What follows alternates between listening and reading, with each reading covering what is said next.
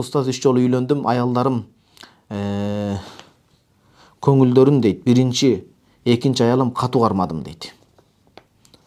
Бирок үчүнчүсүнө үйлөнгөндө өзгөрдүм, жакшы мамиле кылдым, көңүлүнө карадым, айтканын кылдым, 1-2 жолу уруштук, кетип калды. Сиз биринчи экисинде катуу болгонсуз, таанышмандык жок болгон. Үчүнчүсүнө биротоло көзүн карап алгансыз, анда да болуп кеткенсиз. Ошон үчүн ал кетип калды. Туура жол көрсөтүңүз, өзүндө вообще дейт.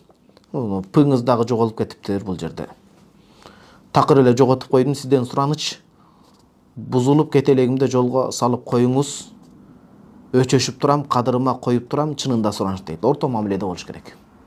Биринчи экисине катуу болгонсуз, ошон үчүн Кудайым сизди коргулуп атат. Алар каргаган сизди. Ушул өзүң зар болгон деп. Тооба кылыңыз, Кудайга тооба кылыңыз биринчи.